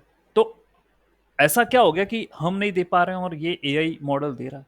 और ये इंटेलिजेंस, यानी सीधी सीधी बात है, अपनी न्यूरॉन की या अपनी ब्रेन की फुल कैपेसिटी यूज कर रहा है एआई, जो हम नहीं कर रहे, ठीक है। मतलब हम अपनी ब्रेन की पूरी कैपेसिटी यूज नहीं कर पा रहे, और एआई तो कर रहा है भाई, वो तो उसको रिसोर्सेज दोगे, ठीक है, जीपीयू दोगे और मेमोरी दोगे, डेटा दोगे, वो पूरी कैपेसिटी यूज करेगा, सारे न्यूरॉन ट्रेन होंगे ऑल, तो वो रिस्पॉन्स इतना क्विकली देगा। क्या आप, डेटा तो आप भी ले रहे हो, न्यूरॉन आपके पास भी है, क्या आप अपनी फुल कैपेसिटी यूज कर पा रहे हो? लगता है आपको? ह्यूमन ब्रेन न्यूरल नेटवर्क में have huge drop out rate. अच्छा, सोहेल को लग रहा है ड्रॉप आउट रेट बहुत ज्यादा है। सी ह्यूमन, ठीक है चलो, अच्छा तो अब, अच्छा ये किसी को पता भी नहीं होगा ड्रॉप आउट कहां से आया, है ना। अपन ड्रॉप आउट लेयर लगाते हैं ना न्यूरल नेटवर्क में, पता ही नहीं होगा ड्रॉप आउट लेयर का कॉन्सेप्ट कहां से आया। अब देखो यहां से, ये बोल रहा है ना, जब आपका लेयर्ड आर्किटेक्चर, क्योंकि ये तो लेयर आर्किटेक्चर, ठीक है, और हम ही से इंस्पायर्ड है, ओके, हम इसे इंस्पायर्ड, और हमारा इंटरकनेक्शन तो इनसे भी जबरदस्त इंटरकनेक्शन है, कॉम्प्लेक्स है काफी, जिसको स्टडी करना इतना आसान नहीं है। ब्रेन की स्टडी हमेशा कॉम्प्लिकेटेड रही है, it's never been easy, neuroscience जिसे हम बोलते हैं, ठीक है। तो जिसको ये पता हो, ब्रेन की स्टडी पता हो, वो उसको टक्कर दे एआई को। तो मेरा यही क्वेश्चन लगा, उसने कहा कि ड्रॉप आउट रेट यूज हो रहा होगा, सोहिल कह रहा है। वहां एक्टिवेशन फंक्शन ड्रॉप आउट वाला सोहिल ये लेयर अपने ब्रेन में कहाँ क्या लगाई होगी? और हमारे वो जो है क्या नाम है उसका, जो टेस्ला बनाता है, ठीक है, अच्छा ही नाम है उसका, टेस्ला वाले का, आपको पता होगा, ठीक। तो वो चिप फिट करने की बात कर रहा था ब्रेन में। तो भाई हमारे पास इतने बिलियंस और न्यूरॉन है, तो भी हमें बाहर से चिप विप लगाने की जरूरत पड़ गई, ठीक है। ऐसा कैसे हो रहा है? हाँ, न्यूरोलिंक, न्यूरालिंक, ठीक है। तो आप ये समझिए, जहां तक मुझे ऐसा लगा, we are not using the full capacity. दूसरी बात, हम हम जो है स्टक हैं क्योंकि ह्यूमंस हैं, तो हमारे में फीलिंग्स भी हैं, हमारे में इमोशंस भी हैं, और डिजायर्स भी हैं, हमारे साथ बहुत सारी चीजें हैं। एआई में नहीं, एआई को इनसे फर्क नहीं पड़ता ये क्या है। एआई के पास तो सीधा न्यूरॉन है, ठीक है, उनके पास तो ट्रेंड नेटवर्क है, और उनको आपने इतना डेटा दे दिया, ठीक है, जिससे वो क्या कर सकता है, फाइन ट्यूनिंग की कैपेबिलिटी जो आपने दी है उसके करस्पॉन्डिंग वो आपको रिस्पॉन्स बनाकर दे सकता है। और ये बढ़ती चली जा रही है, क्यों? क्योंकि उसके सारे न्यूरॉन ट्रेन हो रहे हैं, यही तो क्षमता हासिल कर ली उन्होंने। आपको क्या लग रहा है वो कैसे बोल दिया उसने 3.5 से 4 पे और 4 से 5 पे? वो बोल कैसे रही कि पीएचडी लेवल का, मतलब जो है वो कैपेबिलिटी हासिल कर लेंगे? पीएचडी लेवल की कैपेबिलिटी मतलब अभी कितना टाइम हुआ चैट जीपीटी को? है 2 साल, 1.5 2 साल, उसमें इतनी मार्केट में मतलब जो है हमारे पास कंपटीशन आ गई, और अभी आप कह रहे हो कुछ ही महीनों में हम GPT-5 भी रिलीज करेंगे और वो पीएचडी लेवल की क्षमता वाला होगा। और आगे क्या कर लोगे फिर तुम? यानी सीधी सी बात है, और बड़ा नेटवर्क, और सारे न्यूरॉन, और जितने ज्यादा न्यूरॉन उतनी बड़ी कैपेबिलिटी, सीधी सी बात है, ठीक है। तो हमारे पास इतने न्यूरॉन होने के बाद भी हम क्योंकि इन झंझटों में हैं, ठीक है, हम क्षमता यूज नहीं कर पा रहे। इसके ऊपर भी मैं कल जब सब लोग रहेंगे तो मैं ब्रेन के बारे में भी बताऊंगा, ठीक है। मुझे बताना, क्योंकि आपको सिर्फ पढ़ाना और जो लिखा हुआ है उसको समझाना मैटर नहीं है। I want you to make you think what's happening behind. ये कोई नहीं बताता व्हाट इज हैपनिंग, क्योंकि चलो ठीक है, ये तो समझ में आ गया आपको कि हाँ सुपरवाइज इंस्ट्रक्शन फाइन ट्यूनिंग हो रही है, ये करते हैं और फिर बाद में फीडबैक लेते हैं, ये बातें तो ठीक है, ये क्लियर है, ठीक है, कि जो भी रिस्पॉन्स बना के देगा वो आप रीइंफोर्समेंट लर्निंग यानी ह्यूमन का फीडबैक के हिसाब से क्लियर करोगे कि ये जो रिस्पॉन्स आया है अच्छा है तो गुड, एवरेज है तो एवरेज मार्क कर दोगे, पुअर है तो वैसा मार्क कर दोगे, आप रेटिंग कर दोगे उसको ह्यूमन के जो है फीडबैक के करस्पॉन्डिंग, ठीक है। So there is some early research that indicate that this stage is critical, क्योंकि मुझे एलएलएम को ऐसा बनाना है कि पता ही ना चले, अभी तक तो चलो ठीक है, पता ही ना चले कि आप मशीन से बात कर रहे हो कि ह्यूमन से बात कर, उस लेवल की उसमें कम्युनिकेशन की कैपेबिलिटी देना है। तो हम ह्यूमन फीडबैक इसलिए ले रहे हैं और इंप्रूवमेंट चल रहा, ठीक है, all right. So three examples to test our understanding. Ability. Why can an LLM perform text summarization? Ability probably learned during pre-training. Why can LLM perform question answering? Knowledge acquired in pre-training. Respond nicely due to fine-tuning. Why does LLM sometimes answer wrong? Let's discuss in the next.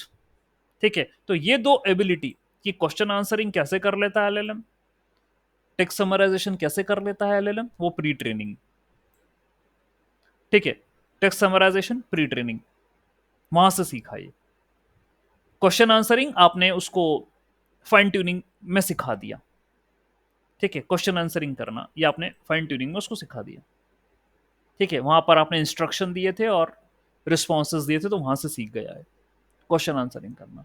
और गलत answer क्यों दे देता है, चलो इसकी बात भी करते हैं, बायस कैसे हो जाता है। See why can LLM perform summarization, जैसे आपने एक लॉन्ग पीस ऑफ टेक्स्ट दिया, ठीक है, and just paste a document and ask it to summarise, तो वो समराइज कर देता है आपको, ठीक है। तो कैसे समराइजेशन कर रहा होगा, So as it so happens, people make some summarizations on the internet in research paper. तो भाई ये उसमें नहीं, उसको आपने देखो, एक टॉपिक है, कोई एक टॉपिक है, उसका ढेर सारा कंटेंट इंटरनेट पे मौजूद है, उसी टॉपिक की समरी भी तो इंटरनेट पे मौजूद है, उसी टॉपिक की समरी रिसर्च पेपर में भी तो मौजूद है, उसी टॉपिक की समरी आर्टिकल में भी तो मौजूद है ना? गलत तो नहीं कह रहा, है ना? ठीक, तो उसकी समरी जब 50 जगह और मौजूद है, तो भाई वो भी तो आपने एज एन इनपुट दिया है मॉडल को ट्रेन होने के लिए, तो वहां से उठा लेगा वो आंसर यार, टेंशन किस बात का, उसका आंसर वो वहां से उठा लेगा। ठीक है, तो रिसर्च पेपर्स में, आर्टिकल्स में, शॉर्ट कंटेंट में उसकी समरी है उस टॉपिक की। वैसे तो वो टॉपिक बहुत बड़ा था, हो सकता है 100 पन्नों का हो, लेकिन उसकी समरी तो है, तो वहां से समरी पढ़ के जनरेट कर देगा वो, कोई दिक्कत नहीं। The full text is a part of the input sequence of the LLM. In the similar way research paper has a conclusion. Research paper में एब्स्ट्रैक्ट होता है, रिसर्च पेपर में कंक्लूजन होता है, तो मेरा एलएलएम रिसर्च पेपर को लेकर भी तो ट्रेन हुआ है, सब तरीके की छापामारी करी उसने। ठीक है, तो उससे आप बोलोगे समरी बना के दे देते, वो समझ गया हाँ समरी का मतलब क्या होता है, चलो रिसर्च पेपर में मैंने इसके बारे में क्या पढ़ा था वो बना के दे देगा वो आपको। ये तो खेल है। ठीक है, as a result that skill has probability be learn in the pre training. वो प्री ट्रेनिंग में सीखा, क्योंकि प्री ट्रेनिंग में तुमने उस टॉपिक का अच्छा खासा कंटेंट दिया, उसमें उस टॉपिक से रिलेटेड रिसर्च पेपर दिए, उसमें आपने उस टॉपिक से रिलेटेड आर्टिकल दिए, उसमें आपने उस टॉपिक से रिलेटेड पूरी किताब की किताब दे दी, सब दे दिया तुमने, तो वहां से सीख गया। बाकी कुछ बची कुछ चीजें होंगी तो उसने फाइन ट्यूनिंग में सीख ली होंगी, चिंता मत करो, उसने अपनी स्किल और बेटर कर ली फाइन ट्यूनिंग में, कि मुझे सवाल जवाब के कैसे आंसर देने हैं, वहां से सीख लिया उसने, ये काम कर दिया। And why can an LLM answer common knowledge questions? As mentioned, the ability is to its ability is to be an assistant for us and respond. ठीक है, वो अपने रेनफोर्समेंट लर्निंग और फाइन ट्यूनिंग में जो है उसको दे दी कि भाई तू यहाँ से सीख लेना प्री ट्रेनिंग के बाद। प्री ट्रेनिंग से तो उसने ले लिया, नॉलेज एक्वायर कर लिया बहुत सारा कुछ, ठीक है, और बाद में आपने उसको ट्यून कर दिया कि इस तरीके से जवाब देना है। ठीक है, so what if the LLM doesn't know the answer? नहीं, ये तो मना भी कर देगा वो। Okay, just to make up all this, say to understand why we need to think that the training data again and training objective, ये भी देखो जरा। ट्रुथफुलनेस देखो, LLM are trained to generate human like text, not true text। वो artificial है, ठीक है, वो आर्टिफिशियल है। So nothing indicates truthfulness to the LLM। उसको क्या पता सच है या झूठ? भाई आप तो आर्टिफिशियल, मतलब जो मशीन जो भी जनरेट करे सब आर्टिफिशियल, ठीक है। And idea, we need to ground them in reality so that they don't make stuff up. In fact, we know everything to solve this। Truthfulness की बात हो रही है, तो we need to ground them in reality, यानी जो भी उसने जनरेट करा अब उसको आप अपने वास्तविकता में ह्यूमंस के बीच में लेकर आइए। रियलिटी तो हमारी ही है ना यार, ह्यूमंस है ना रियल, तो जो भी उसने जनरेट करा अब आप उसको लेकर आइए सामने, प्रस्तुत करिए, प्रेजेंट करिए। We have to present them on the ground and include the relevant knowledge in the context of the LLM solution। include the relevant knowledge in the context of the LLM। फिर अब आपको और उसमें क्या refine करना है, कैसे क्या करना है, ठीक है, क्या सही है क्या गलत है, ठीक है, आप अपना रिफाइनमेंट करिए, तो आप उसमें कंटेक्स्ट जो है ऐड करिए and that will be the perfect solution for it. That is called as a truthfulness. सीधी सी बात है, तो फिर से बताना चाहूंगा, ठीक है, यहाँ पर क्या क्या बात आई है, ये कॉमन डिस्कशन होता है, ठीक है, हो सकता है इंटरव्यू में पूछा जाए या आपको खुद को भी बताने के लिए बहुत ज़रूरी है।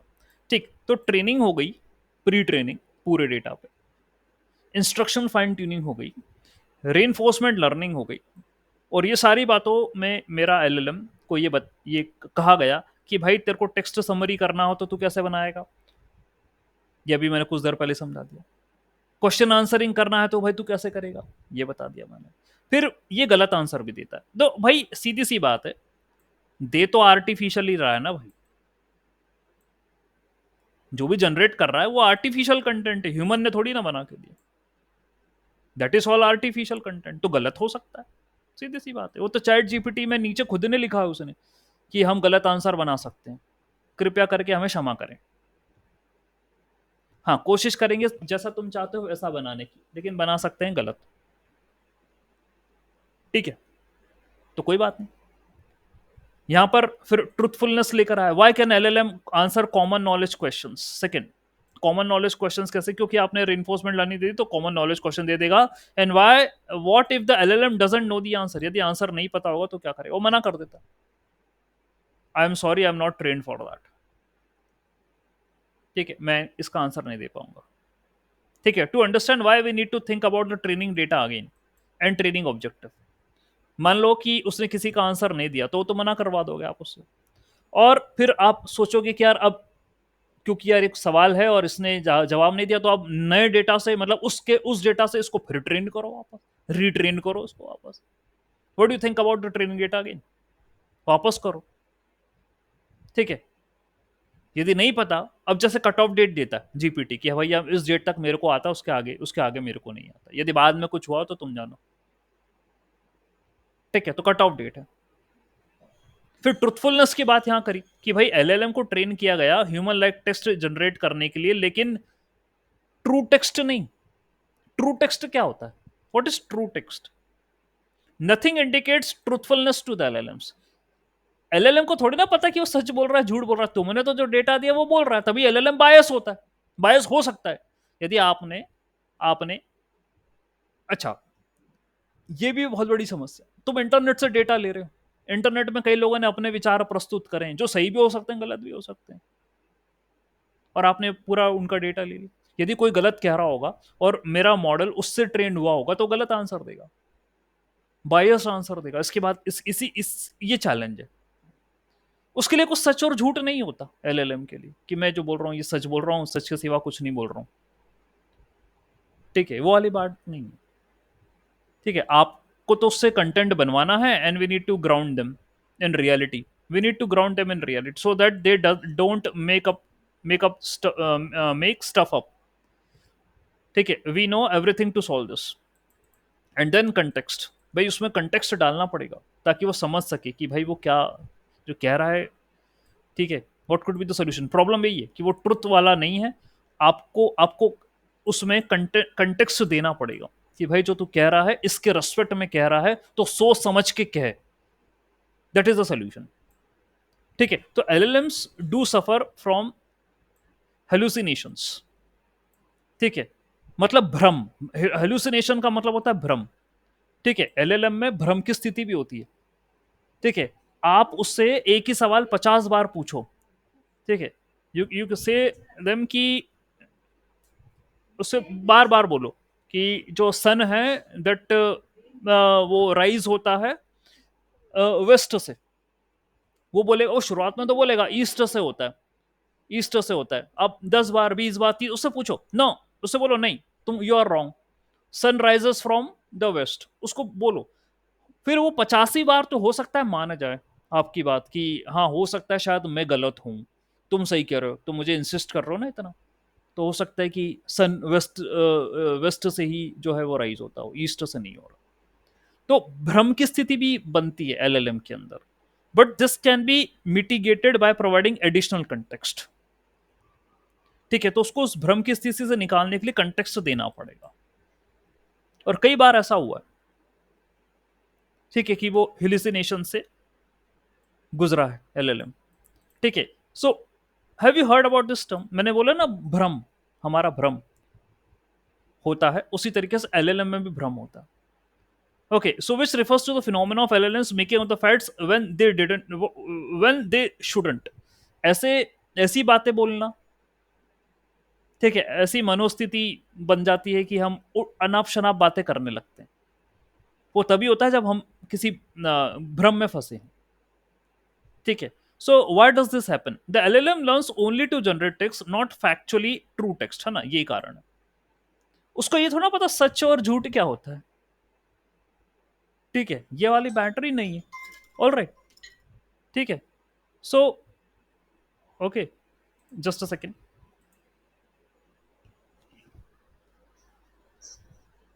हेलो, हेलो, क्या हुआ बुलबुल? वो फोन ऊपर ही रखा है। हाँ ठीक है। क्या हुआ? कुछ नहीं, मैं वो रोटी का कर रही थी, रोटी। अच्छा, ये फोन ऊपर ही रखा, कर रही होगी वो कुछ। ठीक है।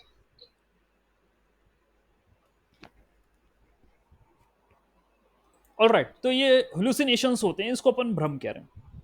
ट्रू टेक्स्ट वाली बात नहीं होती एलएलएम में, इसलिए वो भ्रम में जो है वो फंस जाता है। So nothing in its training gives the model any indicator that what is truth and what is reliable, what is correct. ठीक है, however this is not even the main issue here. it is that generally the text out there is a internet on the books। ठीक है, वही मैंने कहा, वो किताबी ज्ञान, इंटरनेट का ज्ञान, आर्टिकल का ज्ञान, रिसर्च पेपर का ज्ञान, जो भी ज्ञान था। अब हमारे साथ भी तो ऐसे ही होता है ना, हम भाई जिसको मानते हैं उसी का ज्ञान। ठीक है, अब वो भाई जिसके जिसके संपर्क में रहोगे, उससे सीखोगे, तो वैसे ही आपका आचरण होगा, सीधी सी बात है। ठीक है, तो हमने इसमें ये ठूस दिया था पूरा एलएलएम के अंदर, तो उसने जैसा लिया ज्ञान वैसा दिया जवाब। ठीक है, so the LLM of course learns to sound that way to even if it is wrong. भाई गलत भी होगा तो भी बोलेगा वो। ठीक है, so that's being said that this is an active area of research. ठीक है, तो आपको क्लियर मिल गया, this is active area of research from which we can expect that LLMs can be least prone to hallucinations. मतलब वो भ्रम की स्थिति में ना रहे, उसको कंफ्यूजन नहीं होना चाहिए। ठीक है, उसको ये कैसे पता चलेगा कि सही बोल रहा हूं कि गलत बोल रहा हूं। ठीक है, for example during instruction tuning we can try and teach the llm to abstain from hallucination to some extent, but only time we will tell whether to be fully solve this issue।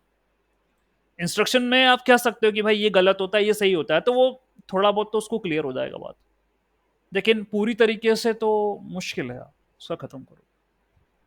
Okay, so you may be surprised that you are actually trying to solve this problem here together right now। We have the knowledge we need to figure out what could be the solution। देखो क्या होता है। अब जैसे ये Bing है, Bing chat है ये, वो बिंग बिंग ने भी जो है अपना, मतलब वो ब्राउजर है बिंग, ठीक, उसने भी बीच में काफी तहलका मचाया था। ठीक है, सो जैसे बिंग पर आप सर्च में डालते हो who is Colombia's current president, तो वो क्या करता है, results are stitch into the prompt and send to the LLM. ठीक है, पहले तो ये सर्च करेगा, और सर्च कहां से करेगा, इंटरनेट पे। भाई ये किसी से जाके पूछेगा तो नहीं, जैसे हम पूछते हैं ना, भाई साहब बताना कि कोलंबिया का प्रेसिडेंट कौन था। ओबियसली बात है, इंटरनेट पर सर्च करेगा। फिर ये इंटरनेट से सर्च करने के बाद एलएलएम को बोलेगा। ठीक है, result is stitch to the prompt and send to the LLM. मतलब वो जो ये क्वेश्चन आपने पूछा ना, ये प्रॉम्प्ट के माध्यम से रिजल्ट के साथ साथ दिया जाएगा एलएलएम को कि देख भाई ये प्रॉम्प्ट आई है और ऐसा रिजल्ट है। तो इंस्ट्रक्शन क्या बना, आंसर द फॉलोइंग क्वेश्चन, ये इंस्ट्रक्शन बना। और क्वेश्चन क्या है, who is Colombia's current president. फिर ये बोलेगा a web search found the following relevant context. Wikipedia ने ये जवाब दिया, न्यूयॉर्क टाइम्स ने ये जवाब दिया, कोलंबिया की कोई एजेंसी उसने ये जवाब दिया। फिर वो क्या कर रहा है, the current president in Colombia is Gustavo, अब जो भी नाम है बड़े, ठीक है, कठिन नाम होते हैं। ठीक है, ये वो ऐसे आंसर दे देगा। ठीक है, this is how it will give the answer. लेकिन फिर भी सर्च तो उसने वेब से ही करा है ना, करंट वेब पर जो आंसर मिल रहा था विकिपीडिया का, इसका उसका, जहां से भी वो मिला और उसने दे दिया द करंट प्रेसिडेंट ऑफ। और ये काम हमारा कौन करता है, वो गूगल का बार्ड भी यही कर रहा था कि हम तो रियल टाइम आंसर देंगे। और रियल टाइम में जो कैपेबिलिटी है एलएलएम की, जो हम नॉन रियल टाइम में चैट जीपीटी के माध्यम से सॉल्व कर रहे हैं, वो नहीं मिल पा रही है। लेकिन ठीक है, ये सिर्फ इतना है, ये भी तो सर्चिंग हुई ना, बस आपने उसको, ये है तो सर्च बेस्ड ना, ये काम तो गूगल भी पहले करता था। बस इतना है कि सर्च बेस में तुमने जो क्वेरी दी वो एक और बेटर तरीके से तुम्हारे सामने लिख के आ गई, और कुछ नहीं। वो ये क्वेश्चन तो अपन गूगल सर्च में भी डालते थे कौन प्रेसिडेंट है, तो वो सारे सोर्स की लिंक बता देता था कि यहां पर इसका आंसर है। ठीक है, और आप किसी भी क्लिक करके आंसर निकाल लेते थे। अब आपको वो सोर्स की लिंक नहीं दे रहा, उसको जो भी रिजल्ट मिले, जो भी सोर्स की लिंक मिली है, वो उसने एलएलएम को दे दी, और एलएलएम को एक प्रॉम्प्ट के माध्यम से उसके पास चली गई कि भाई ये सामने वाला तुमसे ये सवाल पूछ रहा है, तो उसने देखा यार वेब पे सर्च करने के बाद इतनी सारी लिंक है, उसमें से उसने आंसर निकाल के दे दिया, ये लो। This is called search based LLM workflow. ठीक है, suppose that you ask LLM the following question, who is the current president. ठीक है, तो वो बता दिया उसने कैसे क्या करके देना है। The first it will be क्या करा, ready to brought up the LLM में just hallucinate and simply respond with the wrong और द फेक नेम। यदि आप डायरेक्टली एलएलएम को दे दोगे ना, यदि वो ट्रेंड नहीं होगा उस पर्टिकुलर डेटा पर, तो भाई वो खेल कर देगा, घबराएगा, अरे यार क्या सवाल पूछ लिया मेरे से, मेरे को पता ही नहीं, ठीक है, क्या सवाल पूछ दिया। ठीक है, तो हेलुसिनेशन होने के कारण क्या है, भ्रम की स्थिति के कारण क्या है, आपने उससे करंट प्रेसिडेंट का नाम पूछा, ठीक है, करंट कौन है, और यदि वो करंट पर ट्रेंड नहीं है, उसके ऊपर डेटा नहीं है, तो आप मना कर देगा और या गलत आंसर दे देगा कि ये है, सिंपली रिस्पॉन्ड कर देगा रॉन्ग या fake name. The second one is only by part, that means LLMs are trained only up to a data up to a certain cut off, देखा वही कह रहा था, कट ऑफ डेट तक है, या तो वो तुम्हें झूठा आंसर दे दे या कट ऑफ डेट के हिसाब से मना कर दे, साहब हमको नहीं पता, इतनी हम पे जानकारी नहीं है, ठीक है। जैसे चैट जीपीटी करता है, वो बोल देता है 2020 जहां तक भी है, वो 22 तक के जिस डेट तक है वहां तक मैं आपको दूंगा, 24 का सवाल पूछोगे तो नहीं दूंगा, मेरे को नहीं पता। Because LLM cannot even know the current precedents with certainly, because things could have changed since the data was created. ये हो जाता है, ठीक है। So how to solve this problems, ये करा, the answer lies in providing the model some relevant context, उसको दो कुछ कंटेक्स्ट दो, यानी the rational here is that everything that's in the LLM input sequence is readily available for it to process, while any implicit knowledge will help to acquire, which is acquired in the pre-training, is more difficult and precarious for it to retrieve। देखो क्या हुआ, the rational here is that everything that's in the LLM, जो कुछ भी LLM में सीखा है समझा है प्री ट्रेनिंग के दौरान, the input sequence is readily available for it to process, while an implicit knowledge it has acquired in the pre-training is more difficult for it to respond for that। यानी उसने जो implicit knowledge उसने gain करा था pre training के दौरान, वो इतना केपेबल नहीं है कि आपके सवाल का वो जवाब दे पाए, क्योंकि एक तो कट ऑफ डेट वाला मैटर था, या उसके पास करंट नॉलेज नहीं है, तो उसने आपको झूठा आंसर दे दिया, गलत दे दिया, ये कर दिया उसने। तो यदि आप ये करो, यदि हम विकिपीडिया की लिंक आर्टिकल की, उसकी कोलंबिया की history as a context LLM के अंदर दे दें कि भाई देख ले, ठीक है, इसमें क्या होगा, उसको पूरा नॉलेज होगा कि यार पहले ये था, ये था, ये था, ये था, और अभी करंट में ये है। It is simply extract the name, बस वहां से वो नेम उठा लेगा, कंटेक्स्ट से नेम उठा लेगा वो कि कौन था प्रेसिडेंट, कौन है प्रेसिडेंट। तो कंटेक्स्ट इंफॉर्मेशन देना जरूरी है, उससे वो क्या कर लेगा, आंसर निकाल लेगा, ठीक है। तो ऊपर जो इमेज आपको दिया है वो ये, हेलुसिनेट करने का कारण यही था, भ्रम की स्थिति पैदा होने का कारण यही है कि जो मेरा एलएलएम है उसको कंटेक्स्ट नहीं है उसके पास, दूसरा उसकी कट ऑफ डेट है जिसके कारण वो आंसर नहीं दे पाएगा।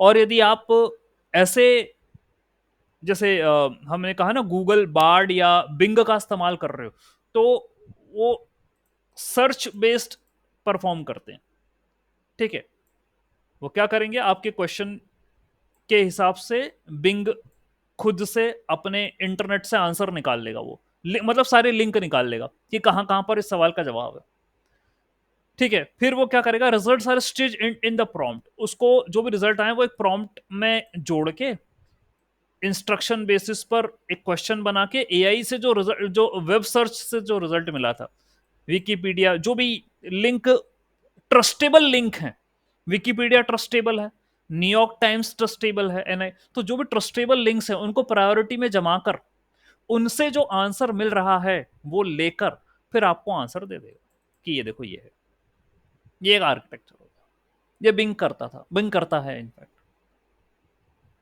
ठीक है। तो शुरुआत में बिंग का भी खूब नाम चला, अभी तो खैर यूज नहीं कर रहे अपन ये बात।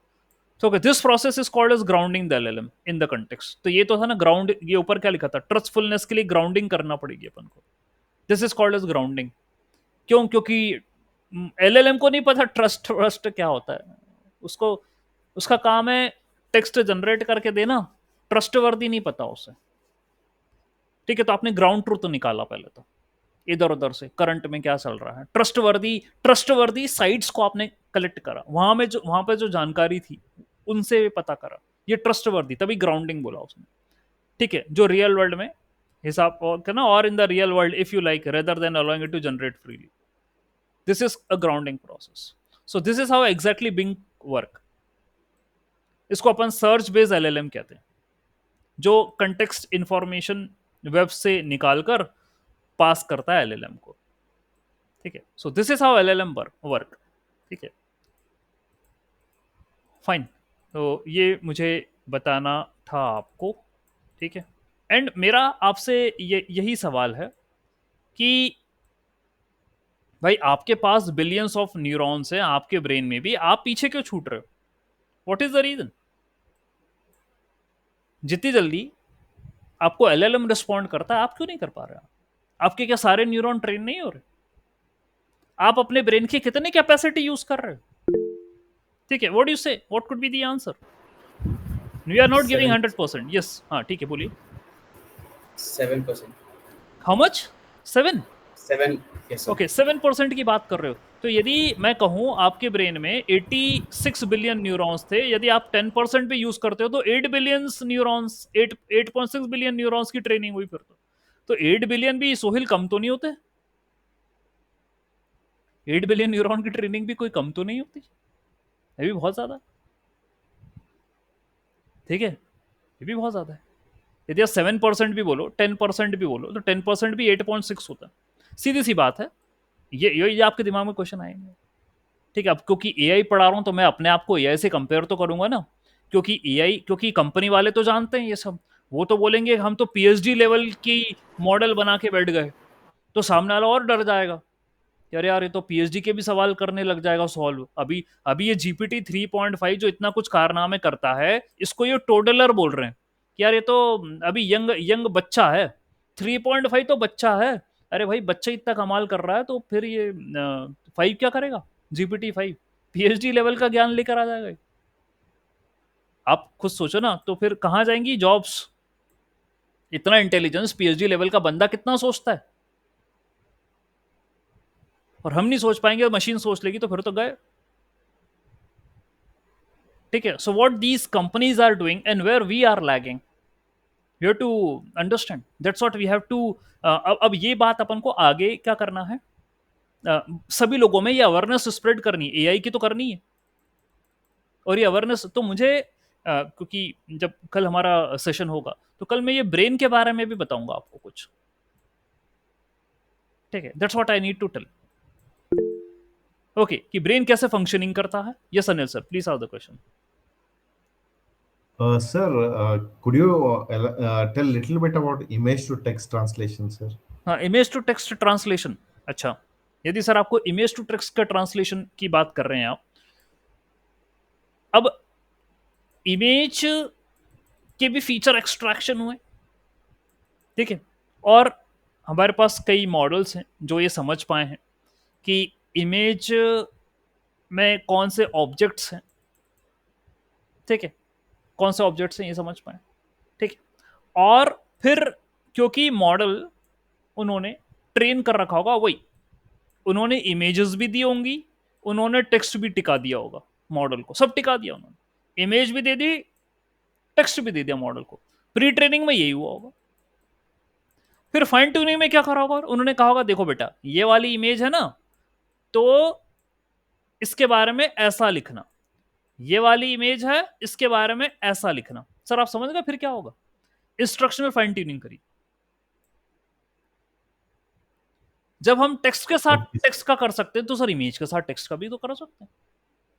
तो वहां पर अपन ने मेंशन करा this is what happening in an image right in the form of text, this is what happening in this image. तो अगली बार उसको इमेज मिलेगी, तो इमेज में ठीक है जो भी वो ऑब्जेक्ट्स को अंडरस्टैंड कर पाया है, ठीक है, उसके करस्पॉन्डिंग जैसे आपने पहले बोला था ना ये टेक्स्ट दे रखा है, तो जो भी ऑब्जेक्ट्स को समझ पाया उसके हिसाब से उसने आपको टेक्स्ट बना के दे दिया।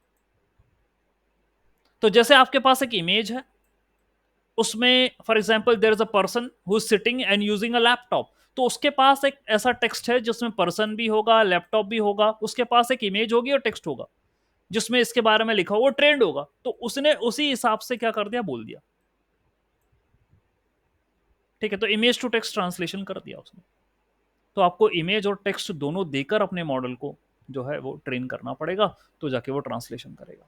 और हमने इसके रिगार्ड्स में प्रोजेक्ट भी करा है, जैसे चेस्ट एक्सरे वाला प्रोजेक्ट करा था अपन ने।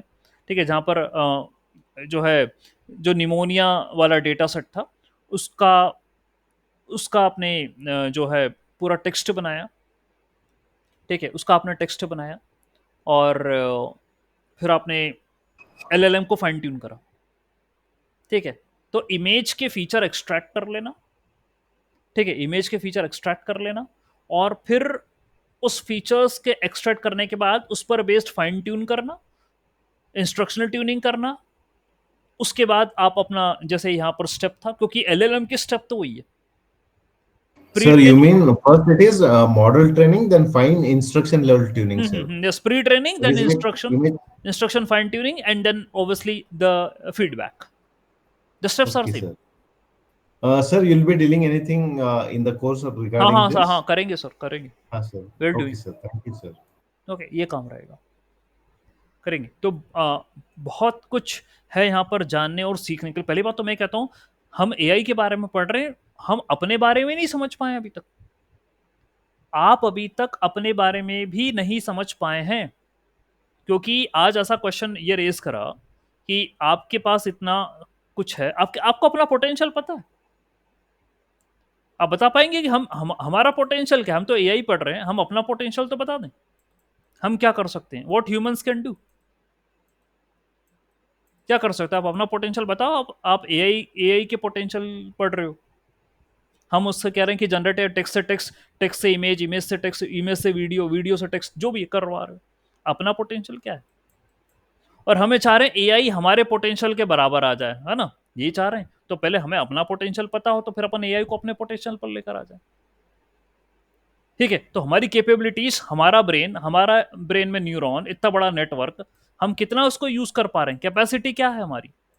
और यदि उतने ही न्यूरॉन पर एआई इतना कुछ बना रहा है, तो हमारे पास भी इतने हम क्यों नहीं बना पा रहे? Why? What is the reason?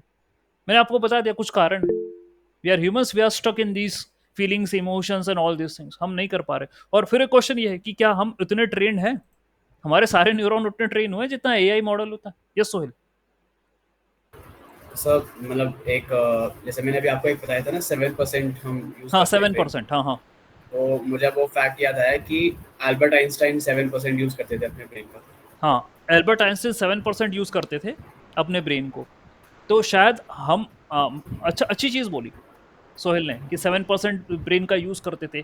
तो हमें कौन गाइड करेगा कि आपको अपने ब्रेन का 7% यूज करना है या 10% यूज करना है या 20% यूज करना है? Who is going to tell you कि आपको इतना परसेंट यूज करना है अपने ब्रेन का?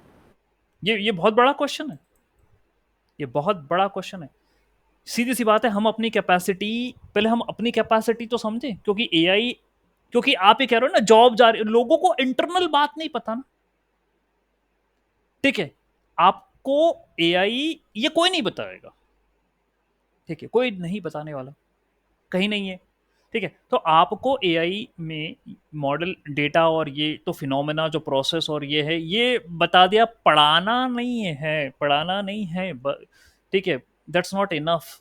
You should have a idea, knowledge, understanding of the concepts, why, what is happening, reasonable बात होनी चाहिए।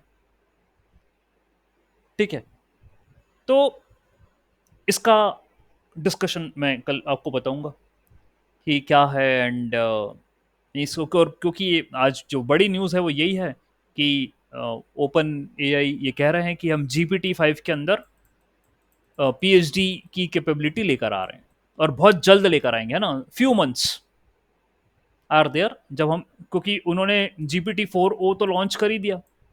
ठीक है, अब वो 4o कर दिया, ओमनी कर दिया, 5 पर आ रहे हैं। ठीक है, इस मॉडल को भी मतलब सीधी सीधी बात है, वो एक दिन भी नहीं बैठ रहे हैं, काम चल रहा, continuously working on this. Okay, देखते हैं क्या होगा, समझेंगे इस बात को भी। ठीक है। All right, all right. Let me stop sharing the screen. Let me stop the recording also.